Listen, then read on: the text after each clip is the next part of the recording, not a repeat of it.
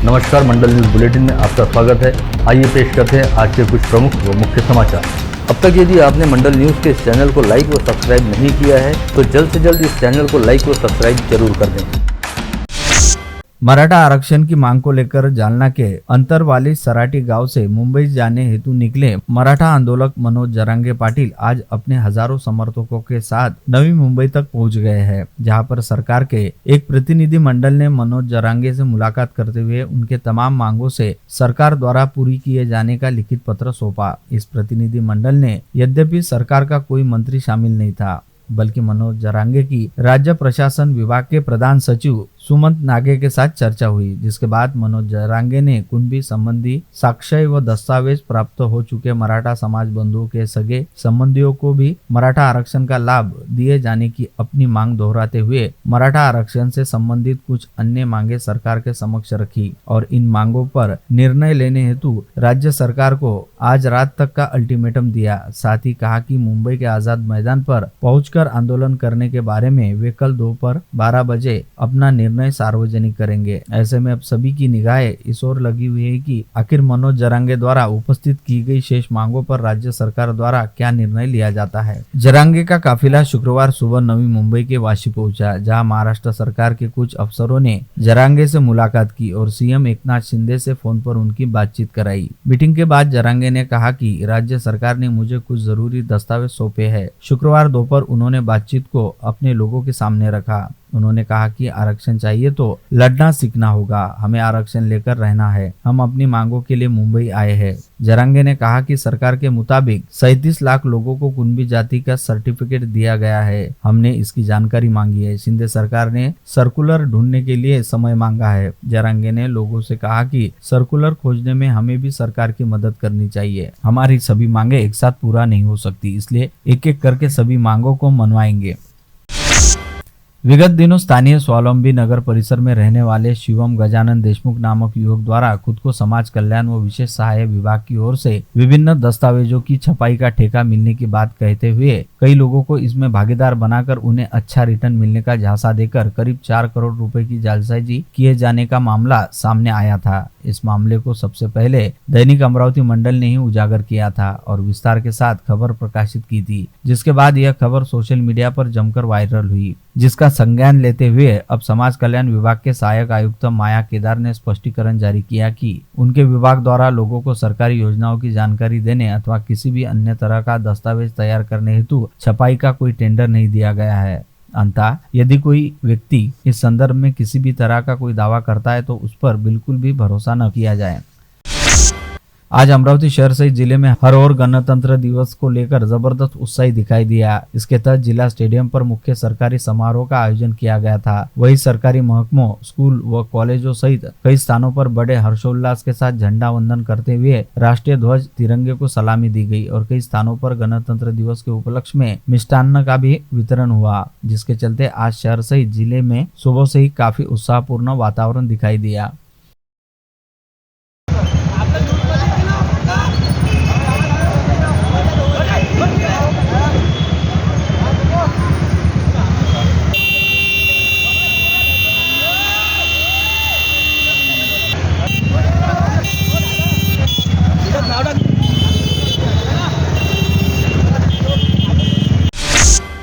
भारतीय गणतंत्र के 74वें वर्धापन दिवस निमित्त स्थानीय जिला स्टेडियम पर आयोजित मुख्य शासकीय समारोह में संभागीय राजस्व आयुक्त डॉक्टर निधि पांडे ने राष्ट्रीय ध्वज तिरंगा झंडा फहराते हुए राष्ट्रध्वज को मानवंदना दी और सभी उपस्थितों को प्रजासत्ताक दिवस की शुभकामनाएं भी दी। इस समय जिलाधीश सौरभ कटियार, पुलिस आयुक्त नवीन चंद्र रेड्डी, जीपक के मुख्य कार्यकारी अधिकारी अविशांत पंडा, पुलिस अधीक्षक विशाल आनंद सिंगुरी, एसआरपीएफ के समापदेशक राजेश कलासागर व मनपा आयुक्त देवदास पवार आदि प्रमुख रूप से उपस्थित थे। इस समय विभागीय आयुक्त ने खुली जीप से जिला स्टेडियम के प्रांगण का चक्कर लगाते हुए विविध सुरक्षा दल एवं विभिन्न विभागों के पथकों का निरीक्षण किया। साथ ही उनके हाथों विविध गुणवंत विद्यार्थियों व कर्मचारियों का गौरवपूर्ण सत्कार किया गया। इस समय आयोजित परेड का पथ संचलन उप विभागीय पुलिस अधिकारी व parade commander doctor Nilesh Pandey द्वारा किया गया। डीजीएनसीडी पदक गृह मंत्रालय भारत सरकारतर्फे स्मृती चिन्ह अमरावती जिल्हा शासनातर्फे मागील वर्षी सशस्त्र दिला जाणारा पुरस्कार स्मृती चिन्ह देऊन आज आपण भारतीय प्रजासत्ताकाचा 74वा वर्धापन दिन हर्ष व उत्साहात साजरा करत आहोत। या निमित्ताने मी सर्व शहीदांना आणि महापुरुषांना विनम्र अभिवादन करते। उपस्थित सर्व स्वातंत्र्य सैनिक, मातृभूमीसाठी शहीद वीरांचे पूजनीय कुटुंबीय व आपल्या सर्वांना या मंगल दिवसाच्या मनापासून शुभेच्छा। भारतीय प्रजासत्ताक चिरायू हो, आपल्या सर्वांना पुनश्च शुभेच्छा। जय हिंद, जय महाराष्ट्र। हे पथक नेतृत्व पोलीस उपनिरीक्षक श्री मनीष घोडेस्वार आणि सुपर नंबरी पोलीस उपनिरीक्षक अण्णा काळे, रेश्मा कदम आणि सुपर नंबरी पोलीस उपनिरीक्षक मीनाश्री बोचे, शिक्षक सागर ठाकरे। शहर वाहतूक सुरळीत करण्याचं काम प्रामुख्याने हे पथक करतात। सुपर नंबरी सिद्धी दाहेदार, गाईडचा एनसीसी 8 महाराष्ट्र बटालियन शालेय आणि महाविद्यालयीन जीवनात शिस्तबद्ध पद्धतीने नेतृत्व करणारे हे पथक कमांडर मास्टर तेजस चौधरी यांच्या नेतृत्वात सुपर नंबरी ऋषिकेश दाऊदपुरे, पोलीस उपनिरीक्षक एकनाथ राठोड आणि चालक आहेत पोलीस हवालदार बंडू बागडे। आरोपीचा तपास या क्रमांकावर फोन केल्यास आपल्याला कोणतीही मदत तात्काळ मिळते। नेतृत्व करतायत कमांडर संजय, चालक फाईक खान पठाण, मानवंदना उपकेंद्र प्रमुख सय्यद हे महामंडळ करतं। चालक प्रभाकर सोनवणे आणि मानवंदना देत आहेत सुनील सोसे।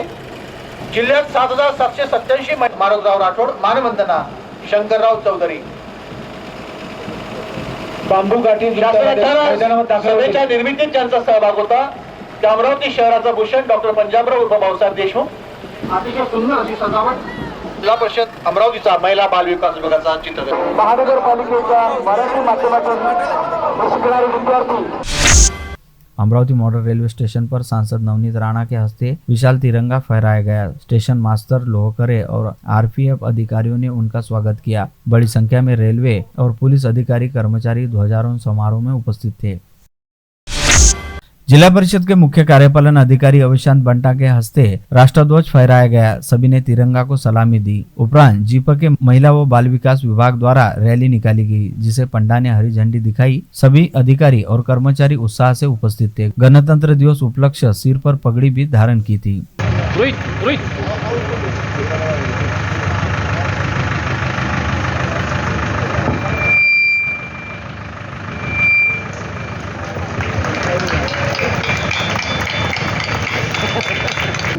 सिगारेट, ई हुक्का, ई सिगारेट यांच्या दुष्परिणामाची मला जाणीव आहे। या व्यसनांपासून दूर राहण्याचा संकल्प करीत आहे।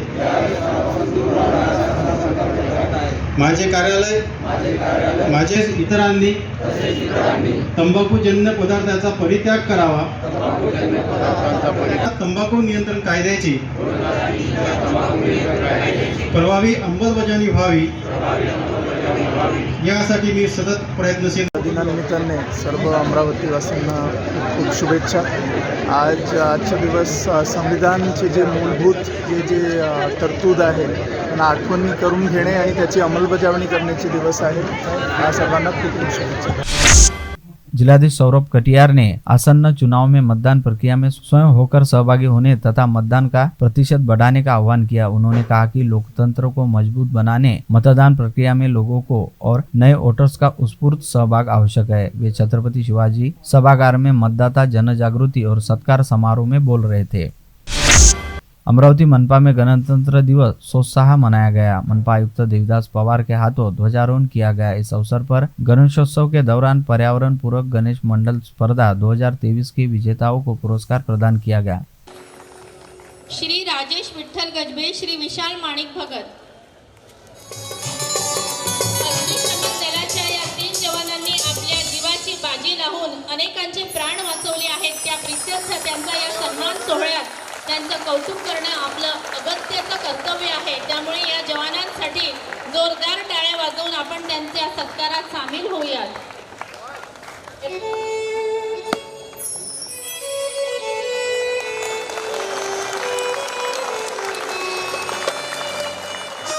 क्रिकेटमध्ये प्रथम विजेता ठरलेली टीम आहे मनपा शिक्षकांची टीम। राहुल तायडे सर यांचा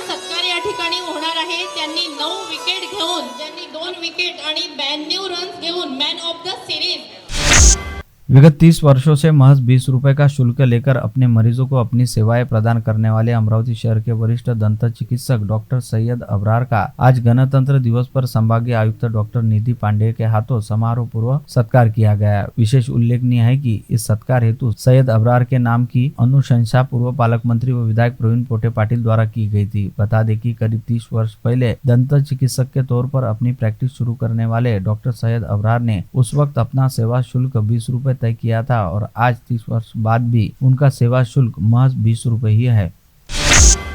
3 वर्ष पहले गणतंत्र दिवस जैसे राष्ट्रीय पर्व पर उद्घाटित हुए रिम्स अस्पताल में आज 26 जनवरी को 3 साल का शानदार व सफल कार्यकाल पूरा करते हुए अपनी तीसरी वर्षगांठ मनाई। इस अवसर पर आयोजित समारोह में पूर्व मंत्री व विधायक प्रवीण पोटे पाटिल के हाथों राष्ट्रध्वज तिरंगा झंडा फहराया गया तथा सभी उपस्थितों ने राष्ट्रध्वज को सलामी दी। इस अवसर पर रिम्स अस्पताल के संचालक डॉक्टर श्याम राठी और डॉक्टर प्रफुल्ल कडू प्रमुख रूप से उपस्थित थे।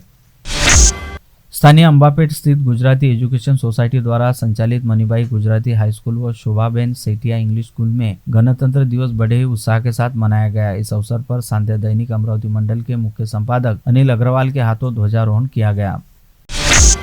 स्थानीय कैंप रोड स्थित जिला मध्यवर्ती सहकारी बैंक के अध्यक्ष पद की जिम्मेदारी संभालने के बाद विधायक बच्चू कडू द्वारा नए उपक्रम चलाए जा रहे हैं, जिसके तहत किसानों के लिए विविध योजनाएं क्रियान्वित करते हुए उन्हें कर्ज का वितरण करने के साथ देश के लिए अपने प्राण न्यौछावर करने वाले जवानों तथा परिवारों को सम्मान देने की कोशिश की जा रही है। इसके तहत विगत 25 अगस्त को वीर पत्नी के हाथों ध्वजारोहण कर बैंक में एक नई मिसाल कायम की थी। वही आज 26 जनवरी को गणतंत्र दिवस के मौके पर भी इस परंपरा को बरकरार रखते हुए देश के लिए अपने प्राणों का बलिदान देने वाले शहीद जवानों की वीर पत्नियों व वीर माताओं सहित शौर्य पदक प्राप्त जवानों का सत्कार व सम्मान समारोह आयोजित किया गया, जिसमें 21 वीर माताओं वीर पत्नियों सहित 4 शौर्य पदक प्राप्त जवानों का सत्कार करते हुए उनके परिजनों हेतु शाही भोज का आयोजन किया गया था।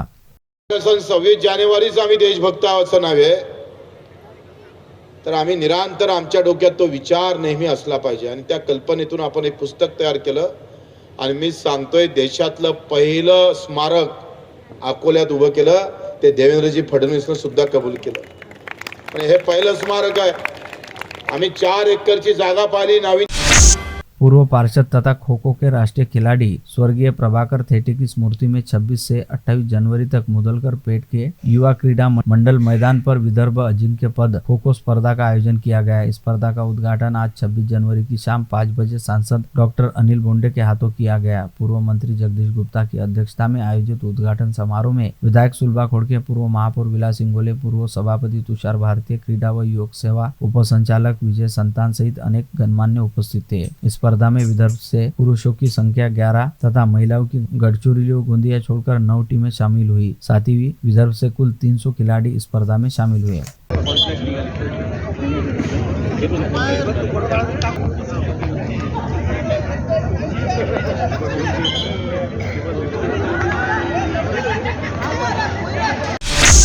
चांदूर रेलवे के मांजरखेड़ा कस्बा में विधायक प्रताप दादा अड़सड़ के हाथों विविध विकास कामों का शुभारंभ किया गया, जिसमें मांजरखेड़ा कस्बा, हिंदू स्मशान भूमि, मुस्लिम ईदगाह, ओटा बांधकाम सहित कई कामों का समावेश था।